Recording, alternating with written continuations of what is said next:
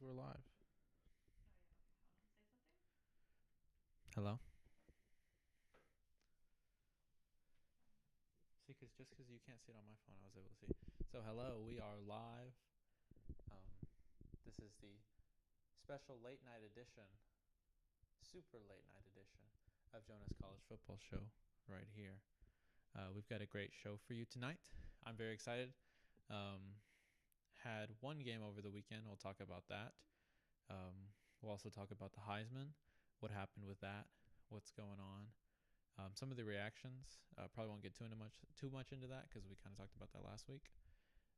We'll talk about my playoff predictions. Ooh, I've got some spicy picks for you guys. I'm pretty excited about my playoff bracket. I was working on the graphic for that for a little bit. What else do we have? And then after that, I got Big 12 Corner once again. We're talking about the next two teams in the slate. So let's get straight into it. It is Monday, December 16th, I believe. Yep, and we are going live at 11:55. So it's a nice late night show for all you night owls, just like me. So let's get into it. First things first. Travis Hunter won the Heisman. I was going to talk about Army Navy, but I'm going to talk about Travis Hunter winning the Heisman first. You guys heard me last week. I said that I thought it was Junty's award. I said I thought it should be his award. I said I thought he did more in bigger games. He did more consistently. Also, peep the mic this week. We've got a nice mic. Last week the mic was fine. I just forgot to bring it. As you can tell, first of all, I'm not in the same place. We'll get to Hunter a little bit more here in just a second, but I am not in my same studio of last week. We are on the road. We are actually in San Antonio right now. I'm visiting my fiance and her mom. So that's why it's suddenly much different this week. So I figured I'd throw it's a late night Christmas special here for you guys with all the Christmas decorations. But aside from that, okay, back to the Aston Junty, Travis Hunter, Heisman conversation. Okay, yeah. Hunter won. He deserved to win. I think I've seen a lot of discourse online about what like people are genuinely believe for some reason that he is an undeserving player. There are people who are saying that he is mid at one or two positions. I disagree with that heavily. I think as in terms of his voting, you could argue that he gets a Deion Sanders push because he's playing for Deion Sanders, and that's a big deal. And so, I mean, no Heisman who ever won it because they were playing on a lame team. They always win it because they're popular. People are saying this is a popularity contest now. It's always been a popularity contest in the sense that the best player is always making the most noise. I just think like when Johnny Manziel won it, was he the definite best player? He was one of them, I guess. He was doing crazy things. He had a lot of highlights. So I don't know. I feel like Travis Hunter had one of the best seasons this year. And I feel like if it was anybody that wasn't Junty, it should be Hunter. I don't think it should have been anybody else on that list. I think Cam Ward had a chance, but his team kind of fumbled at the end. I think Dylan Gabriel didn't really do enough to earn it, in my opinion. Not that he was bad in any way, but he just, he was on a great team and they did good things. And I think if he would have won it, it would have been more like a best player on the best team award, Not even that because they have some great linemen on both sides of the ball. But, yeah, Hunter wins the Heisman. Let's talk more specifically about him. I've heard a lot about him being mid on both sides of the ball, like I mentioned earlier, and I don't think that's true at all. I think he was one of the best corners in the Big 12. I think Kobe Bryant, if you know Kansas, shout out Kobe Bryant. He was really good too. Kansas in general had some really good DBs. I'm trying to think if there's anybody else that I really, really liked in the Big 12 outside of him. I'm sure there's somebody I'm forgetting. I I mean, he was up there. He was not a guy you wanted to see. I don't remember him getting scored on very much this year. People have been posting a highlight of him getting scored on a bunch by that Stanford guy. I do not remember his name, but the Stanford kid who like went crazy on him, which is true. That I mean, he got beat up by that guy, but that was last year, and he's not winning the Heisman for last year. He's winning the Heisman for this year. He was exceptional on both sides of the ball, and even if he wouldn't have been my first place vote, but he probably would have been my second place vote. And also, what's the deal with all these people getting these extra votes? Why did I see Tyler Warren, the tight end from Penn State, get a vote for the Heisman? No disrespect to Tyler Warren, he was great, but he wasn't even the best tight end. And I guess you could say Hunter wasn't the best wide receiver or corner. He was definitely one of the best, but I think you're comparing somebody who's one of the best corners and receivers as opposed to Hunter, Warren, who was not even the best tight end. And that's a whole other discussion. The Bowling Green tight end got kind of robbed, but I won't get into that because we got more on the show after this. So yeah, I don't know. With this whole Heisman discussion, it's been a little awkward because it feels like there's a little bit of hate going to Hunter for reasons that don't have to do with football at all. It feels like there's some Deion Sanders hate, and that hate translates to Hunter, and I really can't fault the kid for that. I mean, he just plays for a loudmouth coach. I mean, I think Deion Sanders is cool, and a lot of people don't like the way that Deion Sanders carries himself, and I think that's the reason why you get kind of this big anti-Hunter. Jonty was robbed. I still think Jonty should have won, and he almost did. He actually got really close for not winning. I don't know when the last time the Heisman was that close, but yeah, I really don't get what's the well, I get it. I know why it is. It's just not a good reason. So yeah, congratulations to Travis Hunter. He deserves it. I hope he plays in the bowl game. I think he is. I think all the Colorado guys are going to go. If you want to see, for all the people that hate on Deion Sanders, he's got all his guys playing in the bowl game. That's awesome. I mean, like so many people talk about how they don't like this current era of college football because players just opt out because they don't care about the games. Well, that's not what's going on at Colorado. Clearly, they're getting a lot of talent if you see in the portal, and they got players who want to play. So if you hear a little jingling in the background, that's my dog Brownie. She's walking around her little bed. She's very cute. But so yep, that's the Heisman conversation that happened over the weekend. It was actually right after the only game that happened this weekend, the Army-Navy game, which we'll get into the Army-Navy game right now. I should be able to pull it up right here.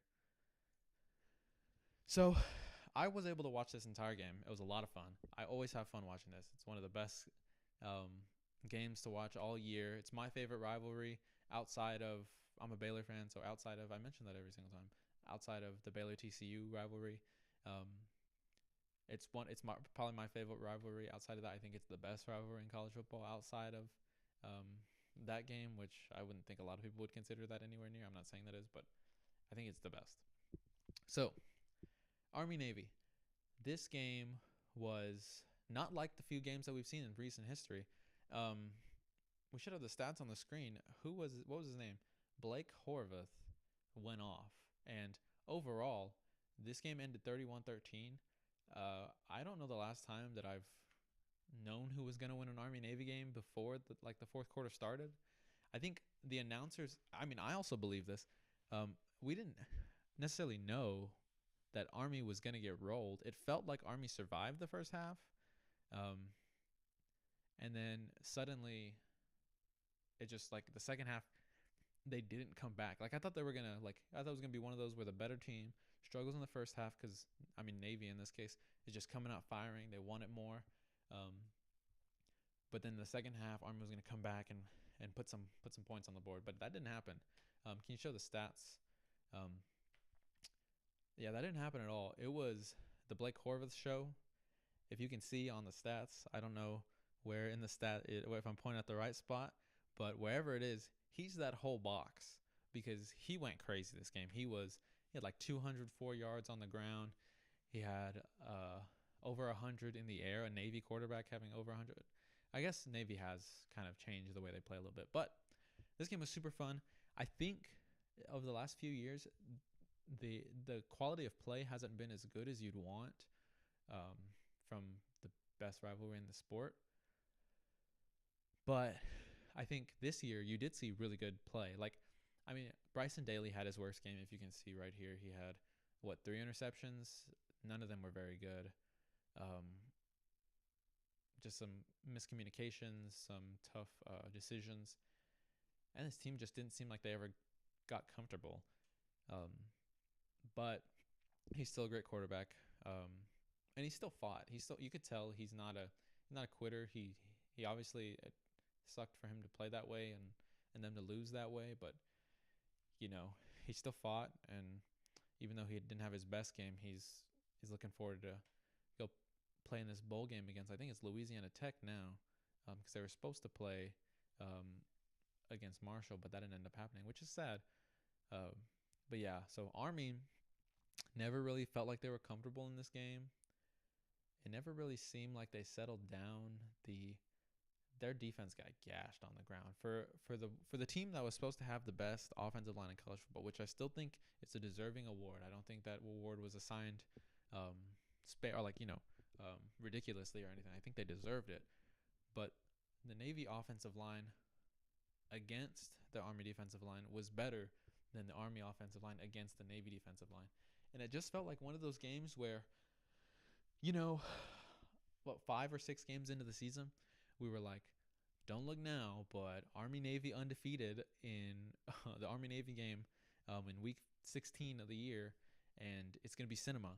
But that didn't end up happening because they both lost to Notre Dame, and then Navy ended up losing a few games down the stretch. So it kind of felt like the kind of game where Army is coming into it off a championship win. They're coming in real high. They just dominated last week against Tulane, who's a good team, by the way. Um, they took them to the woodshed, and they're coming into this game. Maybe they're not exactly very excited. I mean, it's the Army Navy game, so I'm not gonna pretend like it's not what they build up to all year. But maybe they're thinking, well, we were hoping this would be a championship game. We're hoping this would be, for something different than just the Army Navy game, which I don't know. I'm not saying that they forgot about it, but it seemed like Navy, this became their Super Bowl instead of, which it usually is. It's usually both these teams' Super Bowls because they're like 2 or 3 or 4 win teams. Navy's been good at certain times. Both of them have been good at certain times, but in recent memory, they've both had tough years. But I mean, it was different this year. Navy came out swinging, and you could tell this was a game between two good teams because it felt like at any moment something just could happen. Even though they're running that spread option offense, or not the spread option, that triple option offense that doesn't really move the ball super crazy, you just felt like, I mean, there were playmakers all across the field. And the best playmaker of the day was Horvath, and I mean, you can see it up there. He went crazy. The Army secondary gave Bryson Daly so many fits.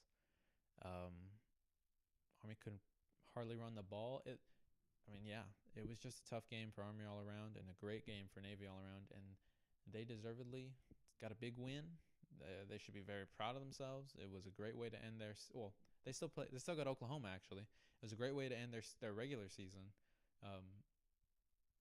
So yeah, and then Army, tough way to end your regular season. Is it considered the regular season? They already played a championship game, which is technically a postseason game, but I don't know. So they already finished their regular season, kind of postseason. Well, they haven't finished their postseason, but they've already kind of got into it. We'll see. They have Louisiana Tech up. That is not the most get up and get excited game, but I think they want to get right. I think they want to leave the year with a good taste in their mouths, and they want to move forward.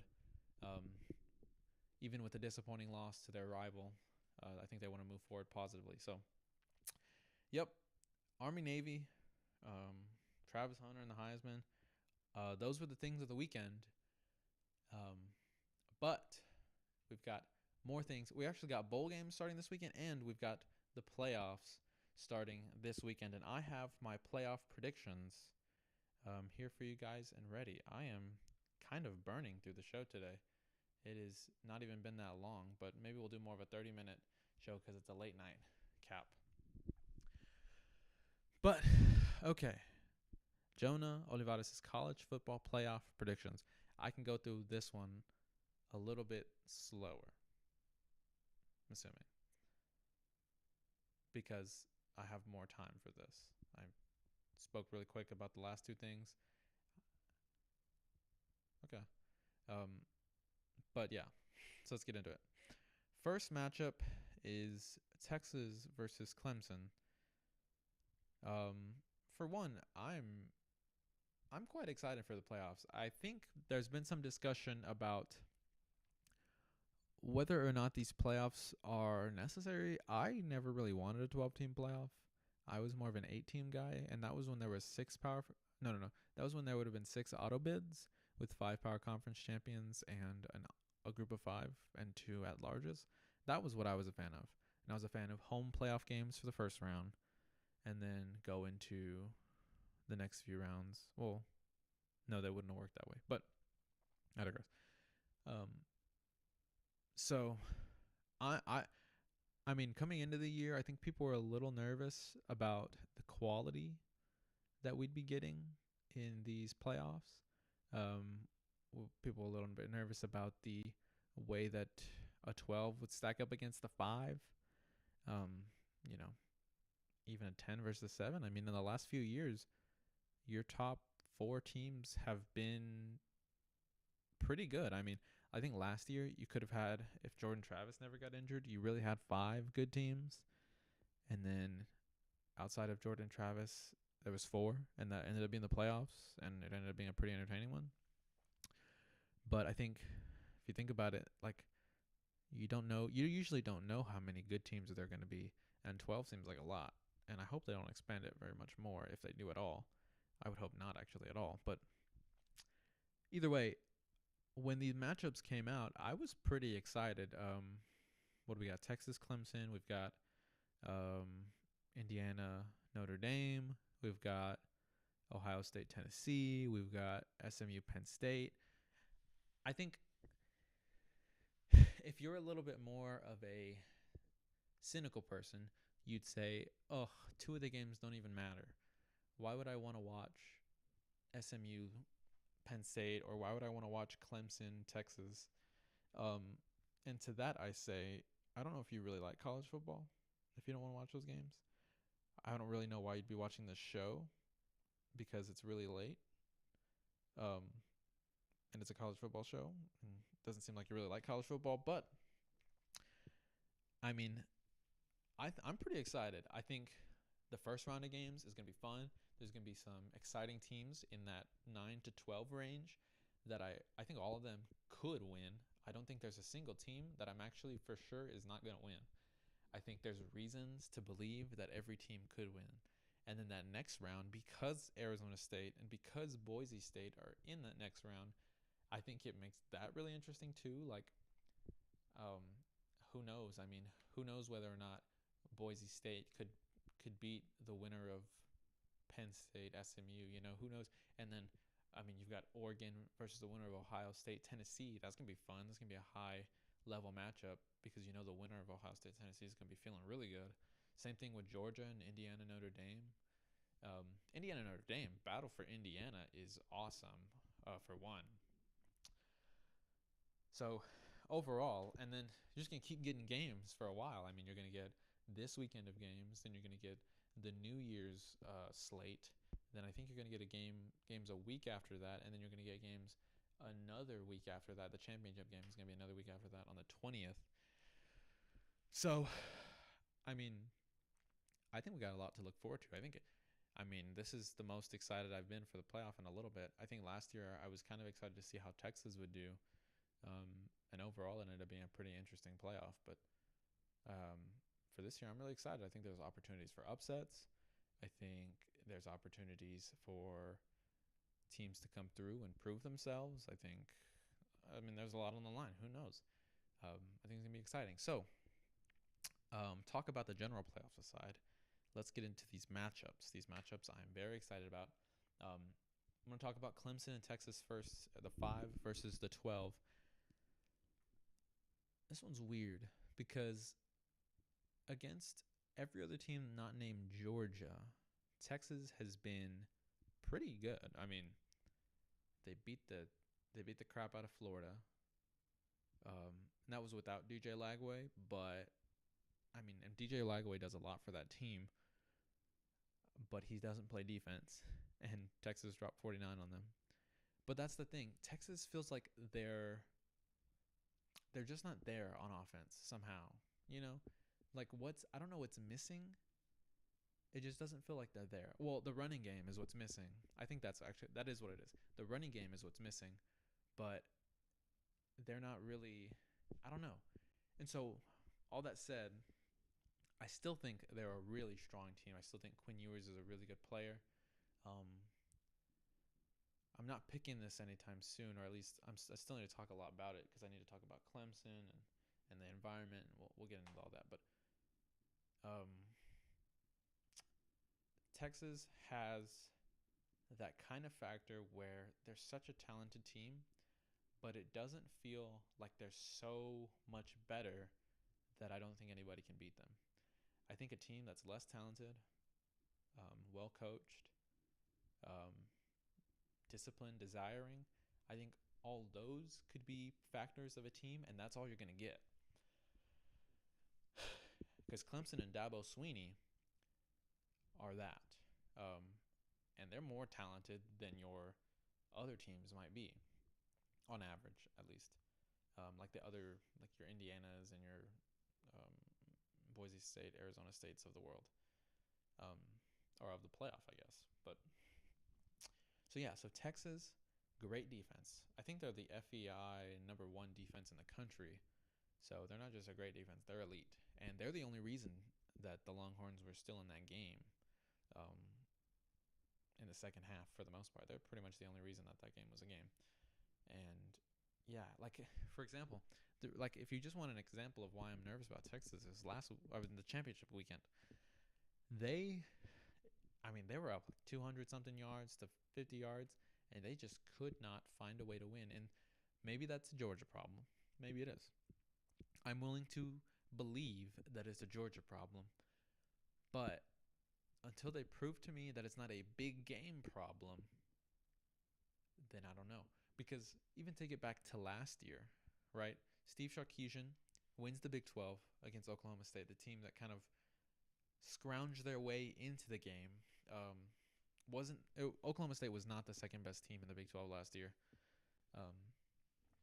but they found their way in the game, and then Texas beat them up. But then Texas is, I don't remember I don't think they were the favorite going in. They might have been the favorite going into the Washington game. I think they were the 3 seed for sure, because I know that the Washington Huskies, I know that they were undefeated going into the game. But I know Texas had expectations, and I dropped my phone. And I thought that they were going to win. I was pretty convinced. I thought it was a Texas national title year. I thought they were the best team. And they didn't. They got knocked out in the first round. I remember watching that game with my fiance in Port Aransas. So I was eating Whataburger. Speaking of which, Dr. Pepper shirt. This goes hard. I went to Six Flags earlier today, and I left in 2 hours after riding 10 rides. And the work that did on my gut was like the work that the Georgia defense did on Texas last week, which is one of the other issues I might have with Texas, is that it just felt like against a really solid defense, they couldn't get as much done. And Georgia's one of the best defenses in the country, with one of the best defensive coaches in the country. So you're not going to find too many of those, even in the playoff. But I think they're vulnerable in spots. I think Ewers has not been what he needed to be this year, in the sense that he's not been what he needed to be for them to win a national title. if they're gonna win the playoffs, if they're gonna win the whole thing, he needs to be the player that they wanted him to be this whole year that he hasn't been. And I don't know if that's gonna happen. Um, and let's talk about Clemson. Speaking of another quarterback that hasn't been exactly what the team wanted him to be, Cade Klubnik. He has I think he has 40 total touchdowns. He has a lot. He has resulted in a lot of what Clemson does. And the fans love him. But he hasn't been everything they needed when they needed him. And so with Klubnik and with Ewers, I feel like you've got an interesting matchup there. If you watch the Clemson SMU review that I did on my last show last week, you saw that I said that I thought SMU was the better team. And I still agree with that. And I don't think it's necessarily like a super big chasm, but I still think there were. But you did see the good side of Clemson, which is that they got up early. They came out swinging. When they're the underdog, when they're doubted, Dabo Swinney loves the doubt. He loves to soak it all up. He loves to feed it to his players, and he loves to shoot out of a cannon with it. So I think this is the spot they like to be in. I don't think they're as comfortable being the favorites, not because they're going to be bad or anything, but just because it feels like it's in their blood to be the underdog. And even when they were winning national championships, they were the underdog for the most part because they played against really big-time Bama teams. So, yeah, Clemson. I'm interested to see if they will be able to run the ball. Got a good running back. I don't know if he's. I don't know. I think he's injured. I don't know if he's so injured that he won't play, but I don't think he's fully healthy. So we'll see with that. And overall, I really don't know what to expect out of them in this spot. As in terms of environment, UT has a pretty good one. Or Texas, I guess, because Tennessee fans are going to get upset with me if I call them UT. Texas has a pretty good environment down there in Austin. And the way that the playoff seems to be structured is it's not supposed to be the harshest home field environment, which I kind of don't like. And if it's not a harsh environment, if it's a spot that they like, I feel like this game has the makings. I think Texas has the makings to be one of the teams that gets beat, even though they have high expectations. But all that said, I still trust the Texas defense. I still trust Quinn Ewers enough. I still trust Sarkisian enough. I think they're more talented in this game. I think since it's at home, it's going to be comfortable. I still think I'm going to go with Texas to win this game. I wouldn't advise anybody to pick by spread because it's the playoffs and these are good teams no matter who you are. I wouldn't advise anybody to pick by spread.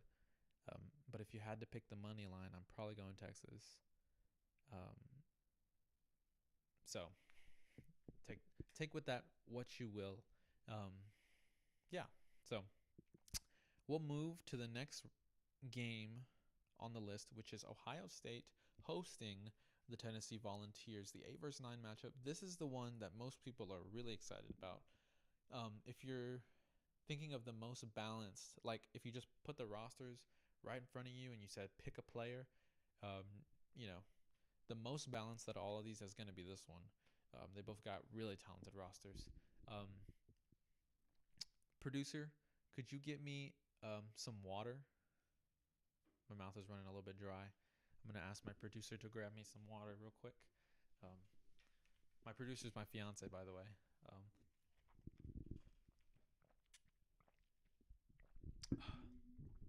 Thank you, producer. Texas, Ohio State. This is a fun matchup. This is where I heard about the crowd thing. Both of these teams, I would not want to play in their stadium on the first round of the playoffs. This is not where you want to be. I think the it has a potential to be a big factor. I've also seen it has a potential to be a flipped home environment, and Tennessee has been saying that they're trying to take over, which it doesn't seem like the rumors of a takeover are truly going to be true. It seems like more of wishful thinking. Excuse me. But yeah, if I if I'm Ohio State, if I'm Ryan Day, this game means everything.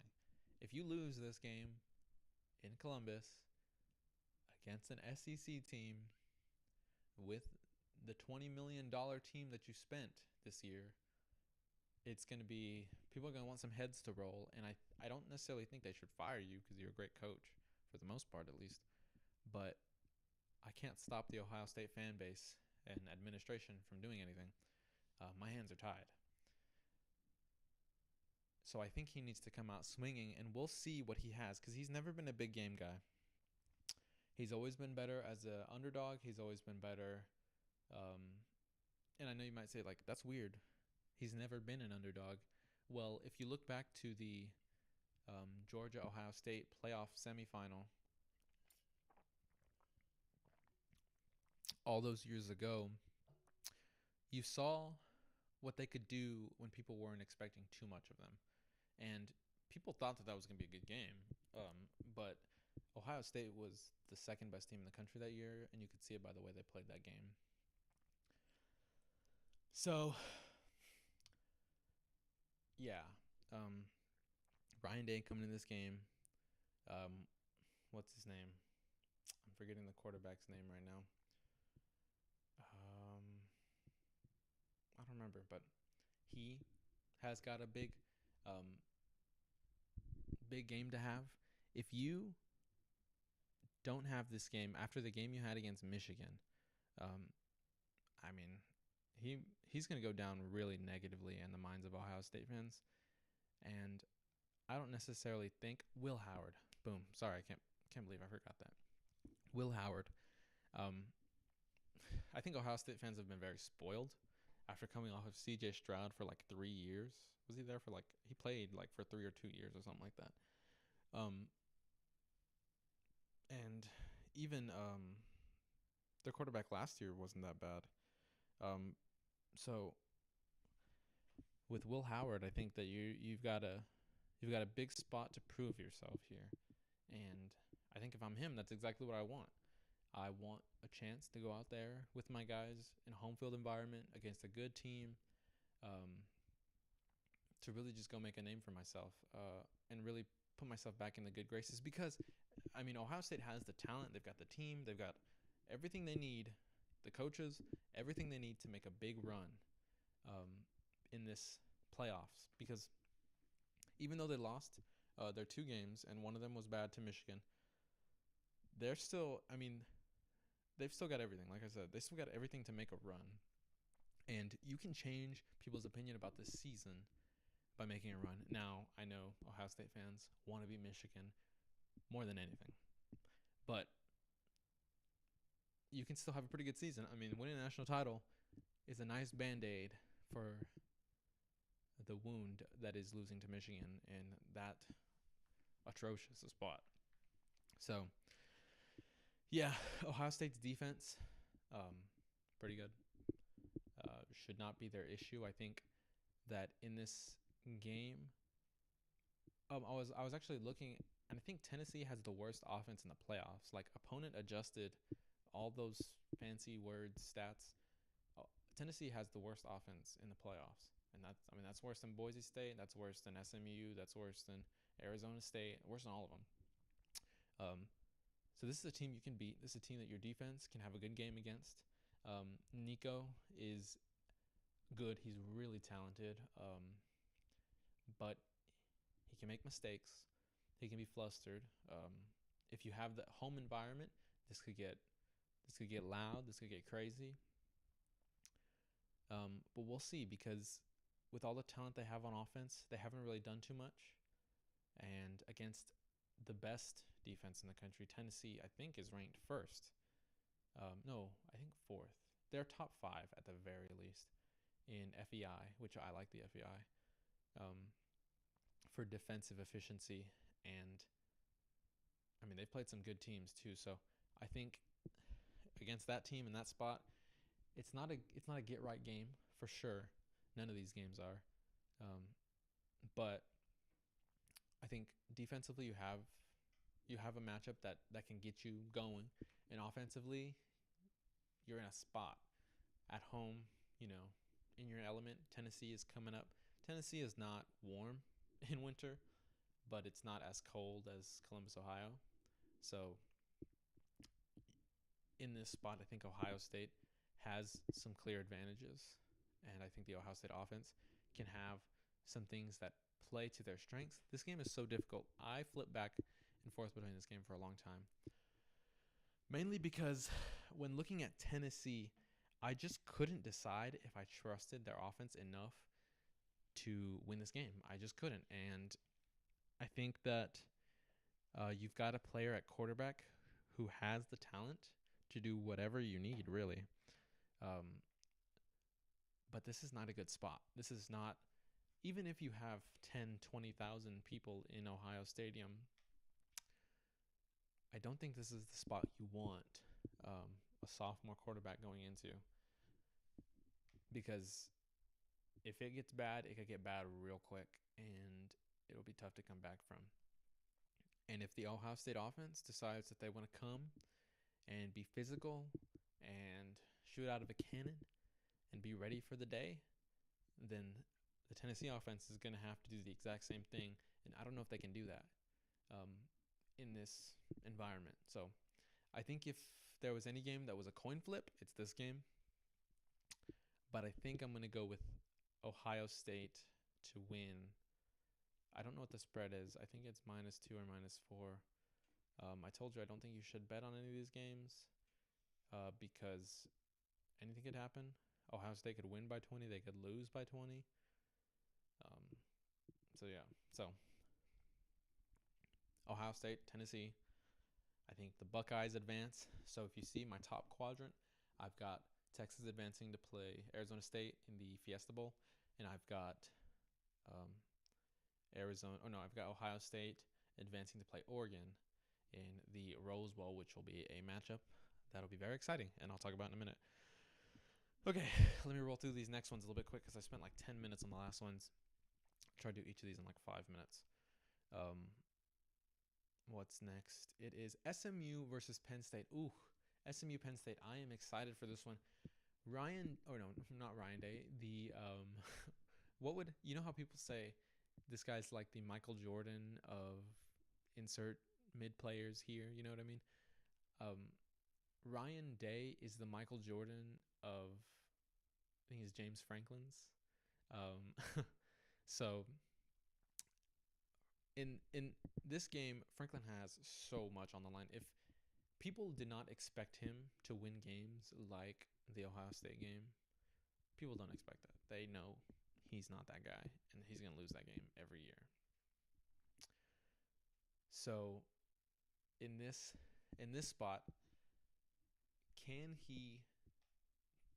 what can he do? You know what I mean? What does he have up his sleeve? I mean, he is really good against non-Oregon, non-Ohio State teams,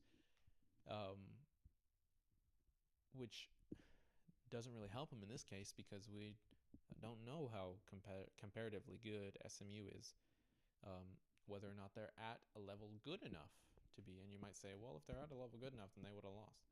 Well, who knows? Who knows? I really think that this year anybody can beat anybody. I think that some teams would win most games against other teams, but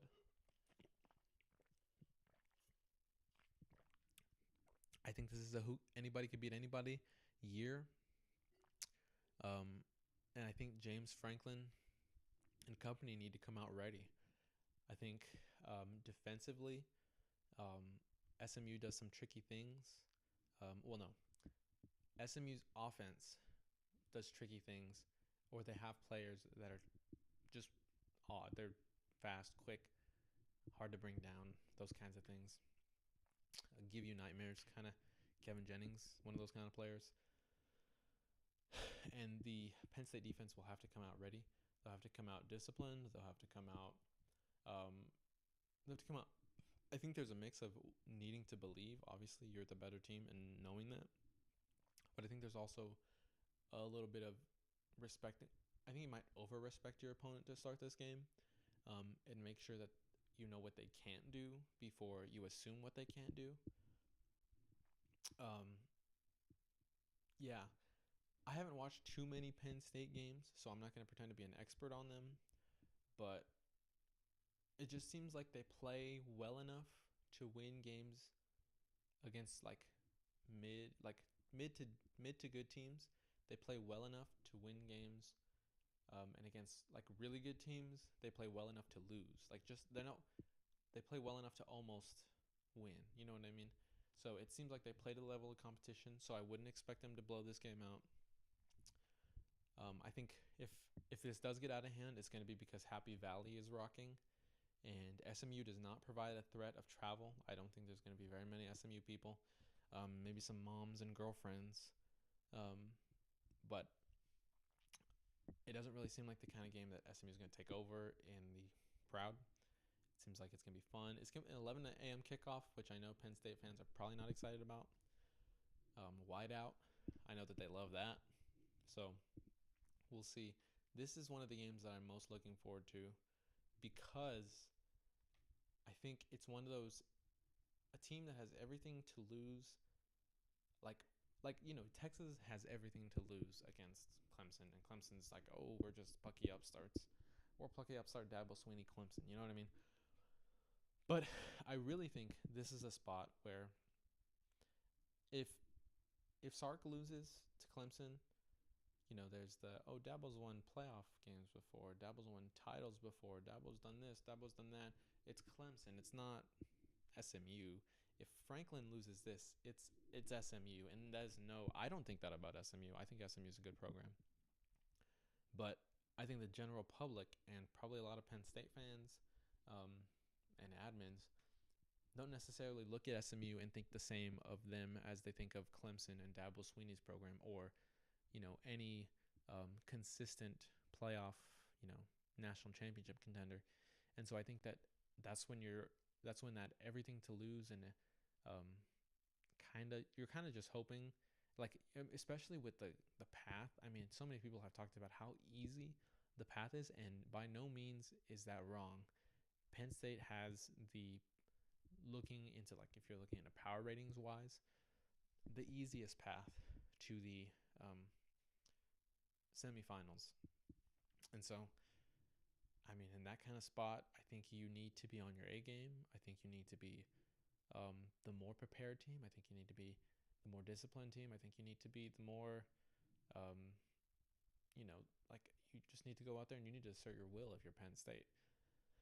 And as for SMU, they've been fun. I think they're going to come out and they're going to play with nothing to lose. I mean, they lost their championship game, but they still made the playoffs, which was right. I like that by the committee. And they're just trying to find a way to make sure that they leave a mark on this playoffs. I know they would have preferred, they would have been where Boise State was. No. Yeah, they would have been where Boise State was, and Boise State would have been pushed one back. But they would have been in that spot before if they didn't lose to Clemson. I think that probably left a bad taste in their mouth. They're probably practicing really hard. Like I said, they've got good athletes. Aller versus Jennings. Aller versus Jennings should be a really fun matchup. I don't know. There's a lot of things I like about Clemson here. Or not Clemson. There's a lot of things I like about SMU here. SMU is defensively on the D line. They give issues. They are I think 10th FEI in defensive rating. They are in the top 15 for sure. I'm pretty sure. And if I'm the Penn State offense, that's not something I like to see. I think that SMU can actually provide some issues for Penn State. And then I think, like I was saying earlier, I think offensively they're not as good as they are defensively. That doesn't mean they're bad. They've got playmakers around the field. They recruit out of Texas. They got speed. Um, every player that's going to hit the field for them that's not an offensive lineman is going to be hard to tackle. But I think in the cold, you could see some issues. Dallas doesn't get very cold at this time of year, at least not very consistently. And so I think that actually could play a factor. One thing, though, is that SMU can run the ball. So we'll see. Can they run the ball against Penn State? I don't know. Um, the quarterback matchup, a lot of people have said Jennings is a sleeper Heisman next year. And that they're saying that because of how he's played this year. And Aller has had good games, good spots. He's kind of in that category of quarterbacks that haven't been what you hoped they could be, but they've been enough to win a lot of games. Kevin Jennings has kind of been a lot better than he was supposed to be, and they're winning a lot of games. And that's not the kind of guy you want to play, because he's the kind of guy that finds ways to win games, and especially ones that they're not supposed to. So I think in this game, I don't know what the spread is. It's probably like 9-10, something like that.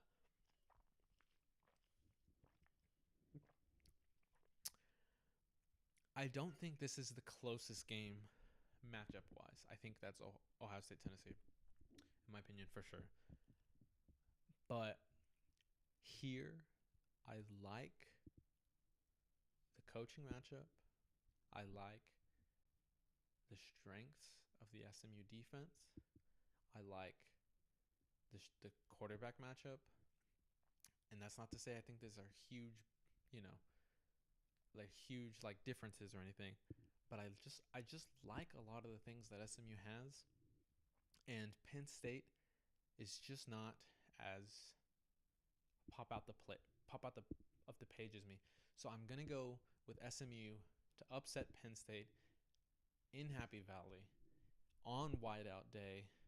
If this happens, it's going to get real ugly for the Penn State coaching staff, and you're gonna have a lot of people asking a lot of questions about what direction they're gonna go in.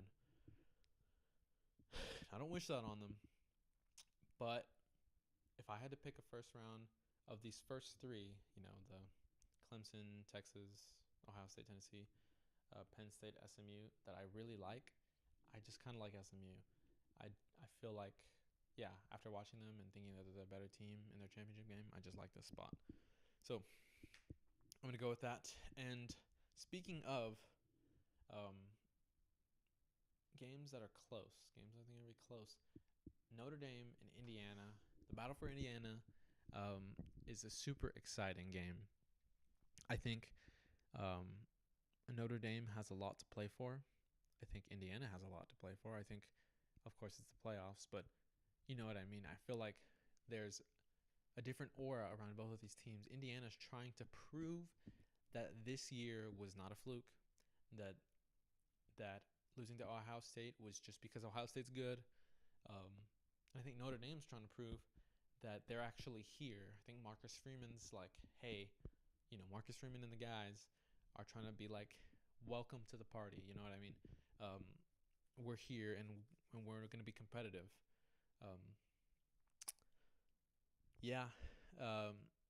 Indiana defensively is going to stop the run. Notre Dame offensively is going to run the ball. That's the game. I know, like a lot of people would say, "Oh, what's your weakness on your weakness?" If that's a matchup, like for example, the passing defense of Indiana versus the passing offense of Notre Dame. What's that look like? And that'll be the difference in the game. Well, yes, I think any opportunity that the offense has to take advantage of the defense is going to be a difference in the game. But the big matchup here is the number one ranked rushing defense versus I don't know what Notre Dame's offensive rushing rank is, and that's based off yards per game. But this could be one of those dirty games, one of those Big Ten looking games, one of those NFL looking games in the way that it's played. It's one of those where you get down to the 20 and your offense stalls and you got to kick a field goal and you do it again the next drive and the next team comes out and they score a touchdown and you're suddenly down after kind of controlling the game a little bit. And then they kick a field, like it's one of those games that could end up being won by double digits, but still both teams are under 24 points. Because both these defenses are going to be good. They're going to be excited. It's going to be fun. There's a chance that a lot of Indiana people are there. This is exactly the kind of game where a lot of Indiana people can be there. Since the home environment things are taken away a little bit, and it's a close game between a public school, a public flagship school, and a private school. Obviously, the biggest private school. It could be a big, like a bigger crowd divide than some people might think. So, I don't know. There's a lot. There are a lot of factors, but I think it really just does come down to that matchup, that strength on strength matchup. I think another thing that could be interesting is Curtis Rourke and Riley Leonard. Curtis Rourke got a vote for Heisman. I don't necessarily think I agree with that, but I think he's a good quarterback. And he's played well this year. And against Ohio State, did not have the best game. And I don't think Notre Dame is Ohio State. At least funny because Notre Dame is ranked ahead of Ohio State. But I think Notre Dame has more. Notre Dame has less of the fear. Like if you just had to say, what's the potential of a team? Ohio State's obviously higher. And on the road, as the number 5 team that Indiana was, I don't think it was the kind of game where they're put. I mean, Ohio State's getting up for you. Like, you're not sneaking up on them. You know what I mean? It's not an early season game where nobody knows if you're good or not. It's a late season game where, like they're expecting you. And they're giving you a real shot. And so I think that game was actually good in this case for Indiana because they're going to come out this game and whatever Notre Dame can do, it's probably not going to be better than what Ohio State did to them, earlier this year. And so I don't know. It should be a really fun game. This is one. If I had to watch, so there's 4 games. If I had to watch only one, well, no. Yeah, if I had to watch only one, which one would I watch? This is, I don't know. That's tough. That's a really good question. I'm probably gonna watch all of them. I mean, they're all on individually, but this one's on Friday night, I believe. So yeah, I'll stop pretending. I still got a lot of picks to go through. So I think I'm going to go with Notre Dame to win this one. I feel like I like the home environment for them. I feel like I don't know, it feels like it's finally their time. There's not really too much that I feel like Indiana's going to do offensively to really give them fits. I think this is a game that Indiana could win. I think this is a closer prediction. Like if I had to go power ranking versus power ranking, this is probably closer than the last one that I picked to be an upset. So I don't think that this is like a game that Indiana fans should feel like they're a huge underdog in or anything like that. I think that they have a reasonable chance to win this, and if they do, I wouldn't be surprised. But I think Notre Dame, this is their spot. They have a great chance. I think the road to the playoff, obviously they're going to have to go through Georgia if they want to get farther, but I think this is a chance to start off real strong and move into the next stages. So that's my first round of games. That took like 30, 20 some minutes. That was quite a long time, but I've got more games, so I'm going to try to speed through these a little bit quicker in the second round. Second round, first game, Texas versus Arizona State. This is not a fun game, I think, for Texas. I have been wrestling with this game. I think, of course, if I had to take a talent roster, on the if between the two of them, it's Texas. If I had to take a favorite between the two of them, it's Texas. I'm not gonna pick this one just yet, but I think this is a real tough spot for them. They're gonna get arrested. Arizona State. They're gonna get a Cam Scatterboo that wants to prove that he should have been in New York. They're gonna get a Sam Levitt who's fresh. I do think they can exploit Sam Levitt because he's young. I think he's a good quarterback. I don't think he's even the best quarterback. I think he might be the third or fourth best quarterback in the Big 12. I'm trying to think about everybody. But yeah, so there's definitely some things that they can do that to confuse him. And they did really good against Georgia, who's probably a more talented offense. But I don't know. Arizona State has one of the best. I think they have a top 15 FEI offense, and defensively they're not. They're probably one of the lower defenses, but they're not.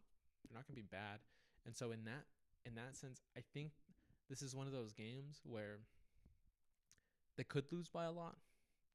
Because if the Texas defense, which is a really good defense, shows up and they give Sam Levitt problems and they shut Cam Scatterboo down, and Arizona State just can't do anything, it's not going to be a fun game, and it's probably going to get out of hand. But if it's one of those games where Scatterboo and Levitt and the boys come out and they're firing and they're hitting all cylinders and they're doing their thing and they get up early, especially, I think if they get up early, I feel like Texas is going to be a tough spot, and I don't really trust the Ewers as much. But I will talk about what do I think that Texas can do in this game. Well, defensively, that's their thing. I mean, that's really what they have to ride on. And running the ball against Arizona State is not going to be as difficult as running the ball against Georgia was, because they had a really tough time running the ball against Georgia. I think that can be something that's actually a part of their offense this game. So that should give Ewers a little bit more work. This is a higher scoring game. I feel like if Arizona State wins, I think this is one of those games where it's close. You think Texas is going to finally pull away, but they just somehow don't seem to keep doing it. You know what I mean? And so, yeah, with all that, I think I'm going to go with Arizona State to pull off the upset. I know it's a big one. I know it's probably going to make some Texas fans upset. But it's just a feeling. It's that kind of feeling. Kenny Dillingham and the Sun Devils. You got an angry running back. You got just an opportunistic defense. You got good receivers. I just feel like they're gonna get a week. I like the spot. So second upset of the playoffs is gonna go to Arizona State over Texas. And so next game, Oregon, Ohio State. Oh my gosh, we've seen this game once before, and if you watched it, you might come away thinking that Ohio State almost won a game against Oregon without playing like a better team. You know what I mean? Oregon played like a better team that whole game and almost still lost at home. So I think in this game, I think Ohio State's going to be coming off a win. They're probably going to be feeling some pretty good vibes. But I don't know. I think that if there's a coach I like in this game, it's Dan Lanning. Dan Lanning, the Oregon coach, if you saw his response to to what ESPN and all those guys were saying, they were begging him to be upset about the playoff draw. They were just on their knees begging him to be upset. And he just was like, it doesn't matter who we play. We're going to win. And I love that. So I'm really excited for this game. I don't think it's very I think this is a championship quality game in the semifinals. No, this is the quarterfinals. Yeah, championship quality game in the quarterfinals. And it's hard to beat a team twice. And Ohio State's going to be rolling. And it's in the Rose Bowl. Ohio State likes the Rose Bowl. So does Oregon. gonna be a fun one. But I think I'm not gonna hold you on this one. I think I'm gonna go with Oregon, um, because I like their quarterback more. I think Dylan Gabriel's obviously better, has been better this year than Will Howard. Both teams have playmakers. I don't think there's a talent gap. Um, yeah, I think Oregon is the team to beat this year, and I don't think Ohio State's going to do it. And Ohio State's year is kind of going to end in a little bit of a weird spot, but so that's it. SMU Boise State. That is going to be an interesting game. Ashton Junty should be running wild based on him losing the Heisman. He and the Boise State offense are actually good. They're better, I believe, FEI wise than the SMU offense, and defensively they're no slobs either. But this will be the best team they've played all year. No, they played Oregon. This will be the best team they've played in a while, and one of the best defenses. It'll probably be the second best defense and offense they've played all year. I don't know if UNLV was better on either side. I don't know. This one gave me nightmares as well, because how do you pick? I think when teams were deciding how to play against Ashton Junty, they load the box. 8-man in the box. Maddox Madsen beat us. That's pretty much what every team challenged Boise State to do in the Mountain West, was for Maddox Madsen to beat them, and he did a lot of the time. He almost did. I mean, he did every time, because they didn't lose a single game in the Mountain West, and they barely lost to Oregon. So, you know what I mean. I feel like there's nothing really that suggests that Boise State should be lower on this list, or lower on my hope, but I don't know. I like SMU. I feel like with how good the SMU defensive line is, how talented they are, I feel like they can get after Maddox Madsen. I feel like they can cause some havoc, and of course you're gonna have to load the box against Junty's 7-8-man box, because he's gonna be really good. No matter what, and you can't let him be the one to beat you, because he will if he can, and you're not gonna get the ball very much. And I think SMU is gonna want the ball a lot in this game, because they're gonna want to go score.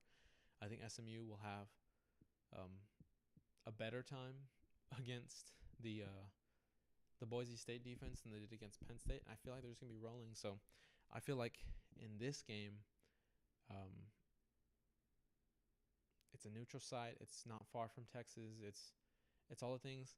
I could even see Ashton Junty going off, and I still just think SMU has the better team. So I think I'm going to go with SMU in this game. And wow, would you look at that? I've got Arizona State, Oregon, SMU, and the next team that I'm going to talk about after the next game, which is Georgia Notre Dame. This is a great game. I love the potential of this game. Georgia is going to be missing Carson Beck, and depending on what you think about how good Carson Beck has played this year, you can't say that he's a less talented player, and that the potential ability that Carson Beck has is not greater than Gunnar Stockton. So they lose something there in the quarterback spot. They're playing in the Sugar Bowl, which is going to be probably more of a home field advantage for them than less. I don't think Notre Dame is going to take over. I mean, this game is going to be interesting because Notre Dame is going to want to win the game their way. I think, they believe that if they run the ball, they're going to win the game. And that's kind of the mental space that they've gotten into. But if you saw Georgia against Texas, and I think Texas probably has a worse running attack than a lot of the teams on the other side, or than in the playoffs. But you saw them get after Texas's run offense. And I don't think they're going to have as easy a time stopping Notre Dame's, but I think they can. And the issue, so this one's one of the, I know I was talking about earlier, like people always talk about week on week, but it's really strength on strength. Well, this is a week on week game because because when your strength on strength is going to be deep, or when your strength is going to be one team's defense versus the other team's offense, and then the other thing is kind of a weakness comparatively. Um, you have opportunities there to like for example, like in a game where Georgia's offense is rolling like it has in past years. Um, this is not a good looking game for Notre Dame because if their running game gets shut down, they're going to have to throw the ball. Riley Leonard's going to have to throw into the teeth of that defense, and it's not going to be as fun. But in this year, you don't need him to throw for 4 touchdowns if they can't run the ball. You might only need him to throw for 2. You might need him to throw for 1. You might not need him to throw for 300 yards. You might need him to throw for 170, 200. And that might be good enough because I think this is going to be a low-scoring game like the last game was. And I think this is going to be another game that Notre Dame has the chance to grind out and win. But I don't think they're there just yet. I think Georgia is a team I trust more. I think um, they're a little bit more talented. They're more used to the spot. They'll get Gunnar Stockton reps. They'll get to see what they're gonna play. They're gonna see who they're gonna play and study. So I think I'm gonna take Georgia in this game to advance to the semifinals of the college football playoff. So that takes me to my semifinals, and I'm not going to spend too much time here because I think you know who I'm going to pick. I'm not going to go upsets this round. I'm going to go with Oregon over Arizona State, and I know you might say, why'd you take Arizona State against Texas in the first place if you didn't really have any confidence in them against Oregon? Well, I think the spot is good for Arizona State. I wouldn't say that I think they're a better team necessarily. And same thing with SMU over Penn State. I'm not necessarily sold that SMU is a better team than Penn State, but I think the spot's pretty good. And so in this game, this is probably going to be one where people are like, I can imagine this game being one where people are like, well, man, why do we let those teams in the playoffs? They always get blown out, and people forget that they beat Texas. But that was in a previous round that I talked about that. But Arizona State, I just don't know if they have the talent to run a second week in the playoffs. I don't know if they have the full experience and talent to run a second week in the playoff. I think if you saw Jonty play well against Oregon, I think Scadaboo is talented enough to do similar. I don't think he's going to do the exact same. I think Levitt's a good enough quarterback to play well. I just don't think offensively, I feel like I like Oregon too much. They're going to have beaten Ohio State at this point. Yeah, so I'm going to go with Oregon. The next round, SMU versus Georgia. I'm tempted to go with SMU. I like the team, but I'm going to go with Georgia. I know it's kind of lame, 1 versus 2 in the championship game, but I feel like if Georgia gets a win under the belt, they're going to be playing a hot SMU team, but defensively, I feel like it's going to be hard for SMU.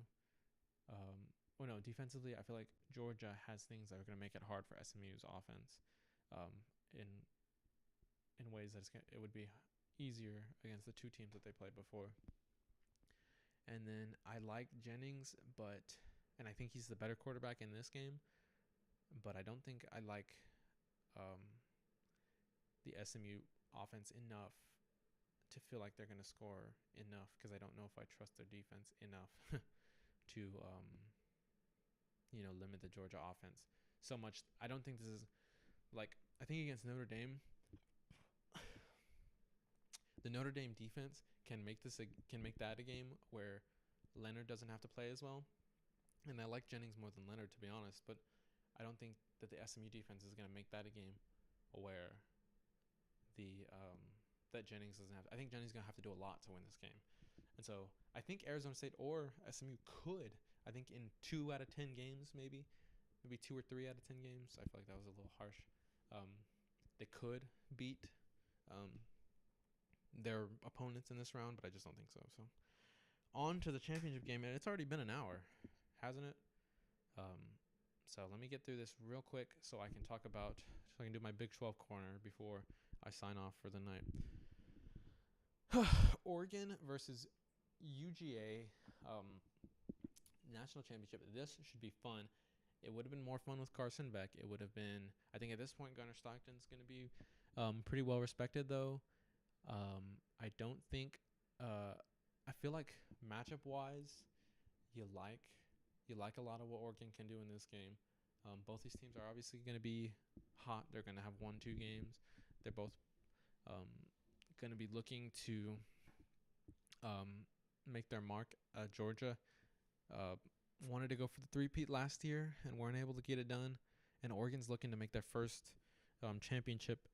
And Kirby Smart's going to be playing or going to be coaching against Dan Lanning, his former protege. I like it. It's a lot of fun.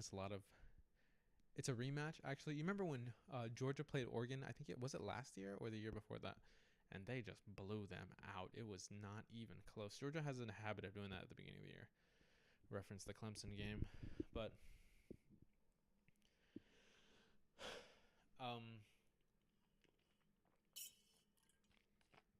in this game, I think you got like a quarterback.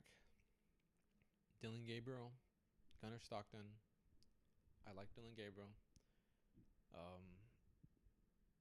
You got to look at the lines. I feel like the Oregon offensive and defensive line can hold their own, if not win, against the Georgia lines. And it's because they're both really talented. Skill position wise, they got flyers. Oregon's wide receivers are going to be more than good enough to make plays against the Georgia secondary. And I feel like this is a game that could be exciting.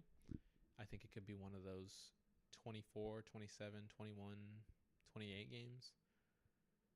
But like an exciting one, not like a boring one. It could be even higher scoring, maybe like 34, 31. But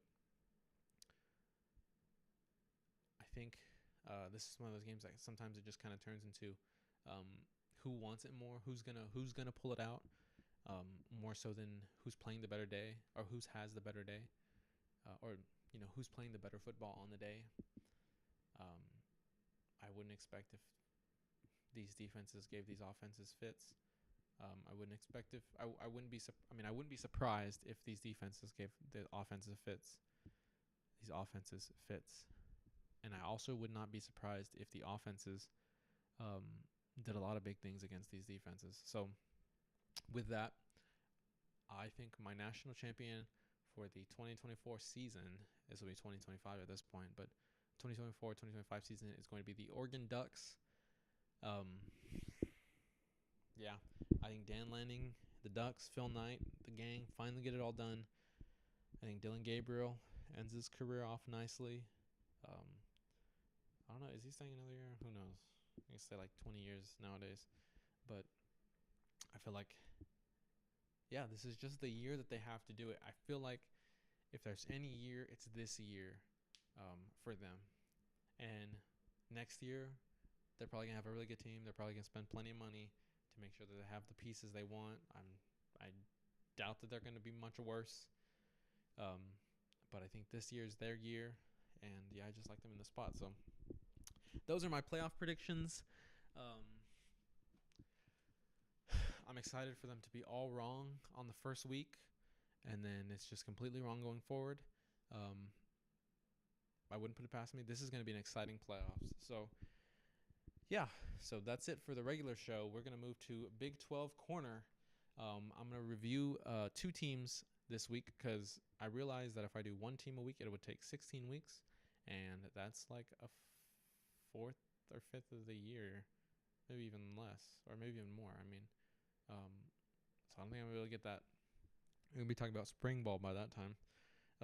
So yeah, last week we talked about Arizona, and this week we've got 2 fun teams to talk about. First is Arizona State. Arizona State was 3-9 last year, 3-9 or 2-10.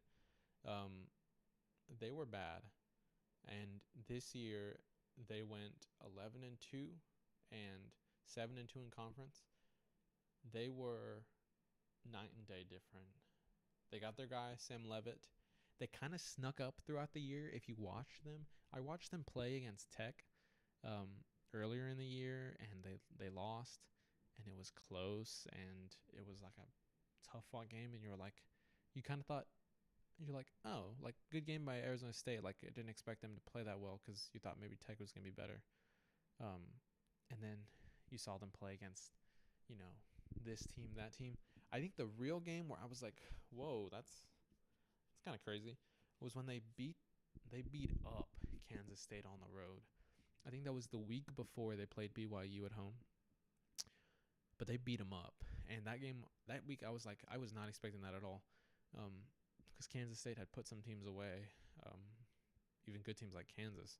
Well, even talented teams like Kansas before they went on their run. But Arizona State, you know, they were ready. Kenny Dillingham had them ready to finish off the year strong. Let me see my notes. I told you already. I like their chances in that quarterfinal game. It's just been a wonderful year for Arizona State. I think if there was anything specific to point out, I mean everybody's pointed out, but they were voted 16th in the preseason media poll, and they ended up finishing first. So there is literally not a more significant turnaround / upset. I don't know. There's no such thing as an upset in in like, you know, preseason media poll sense. I guess there is if you play a game, but there's like, you know what I mean. But this is as big as one as you're ever going to get in the Big 12. Literally, because it was the 16th team that went on to win the conference, and the job that Kenny Dillingham has done with the Sun Devils has been amazing. They've got one of the funnest players in the sport, and Scadaboo, who is running over dudes every week. Ended the year with 3 touchdowns each week. That's dirty.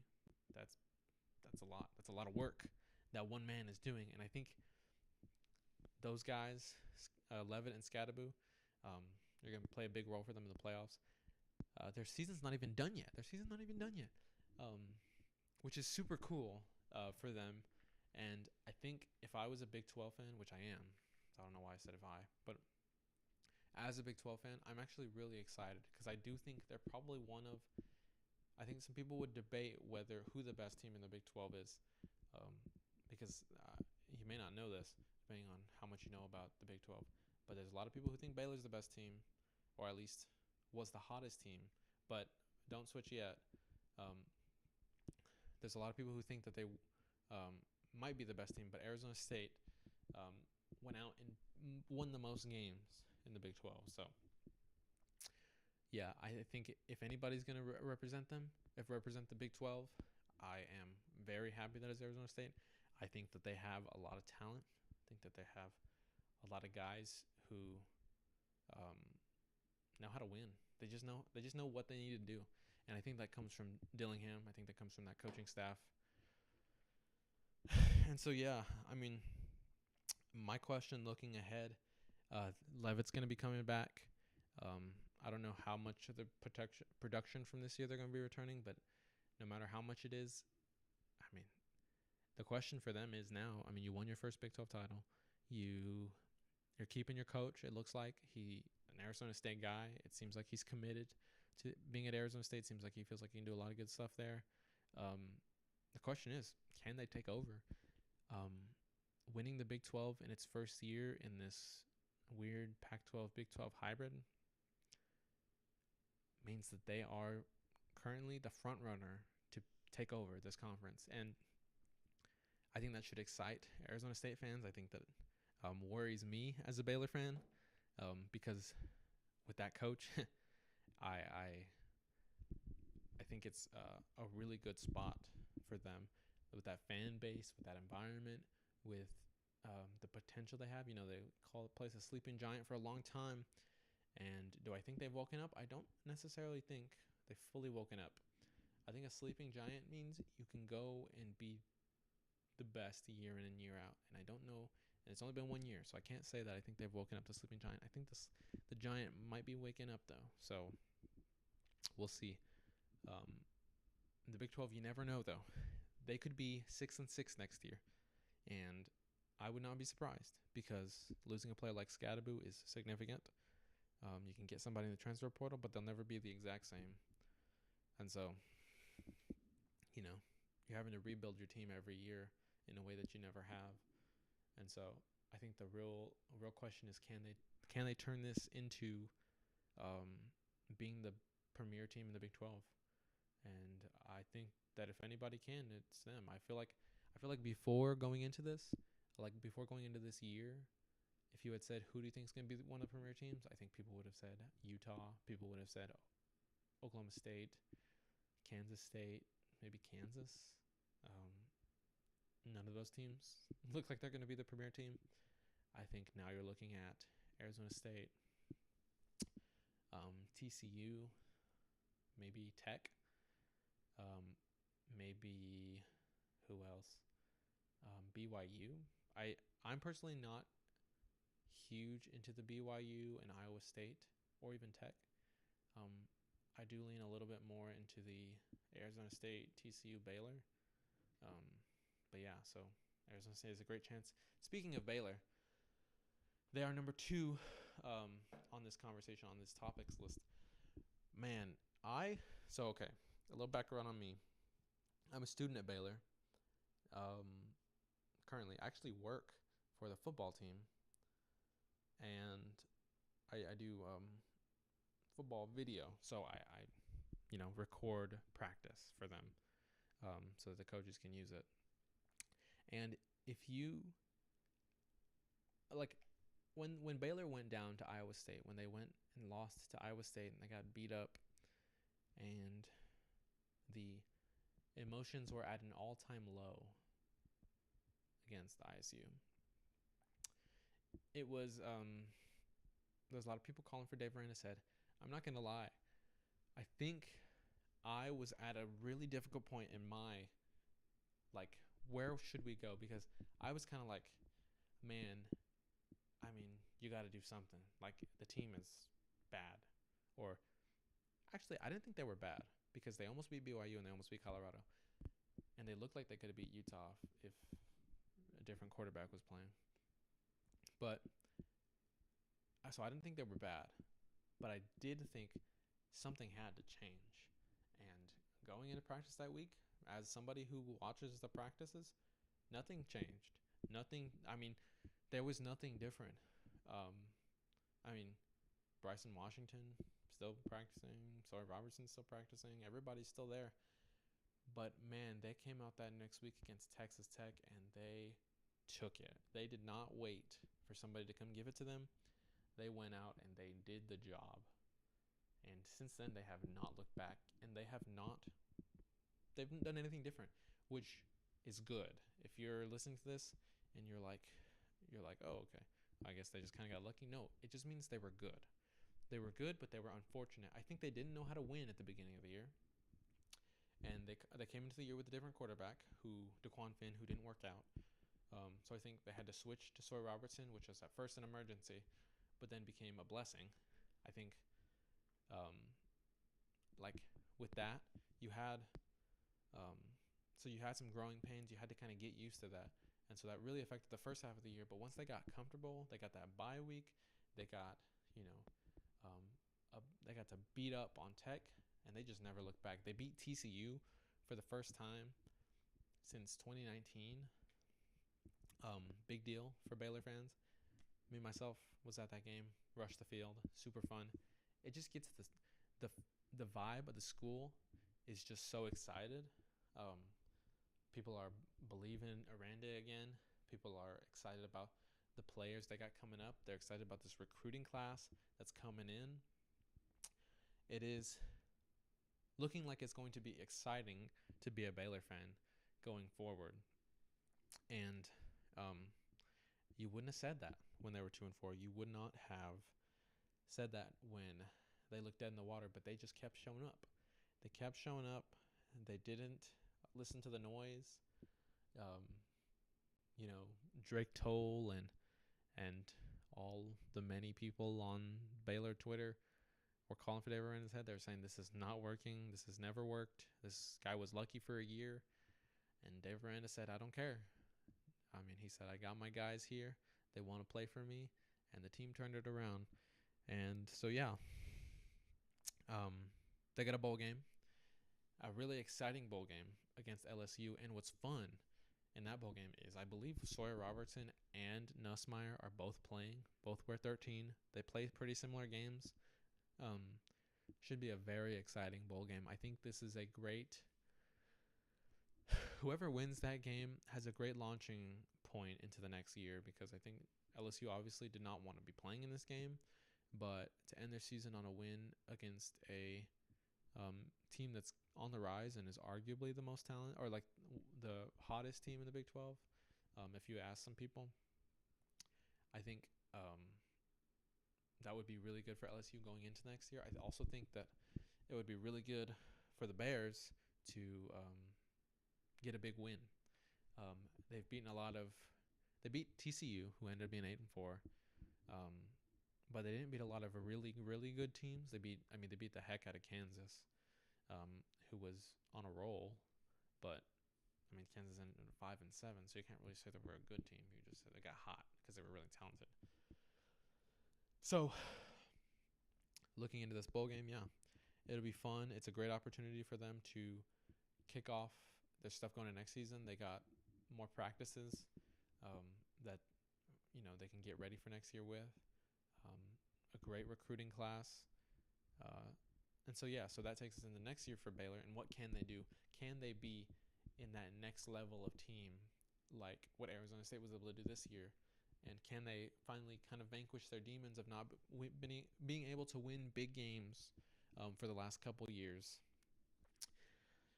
Next year's schedule for Baylor is going to be really, really exciting. It's going to be fun, but it's going to be difficult. They've got Auburn to open the year. They've got a road game against SMU, who will have Jennings next year, presumably. And that's their out-of-conference schedule. And that's gonna be good for them. I think it's gonna be good for them to open the season early. They're gonna have to be going. They're gonna have to be going fast to open the season, and I think that's gonna be good for them. But I also think that their conference schedule actually pans out for them easily. They have a lot of games at home that you'd want to have at home, but they do have, I believe, a few road games that might be a little tricky.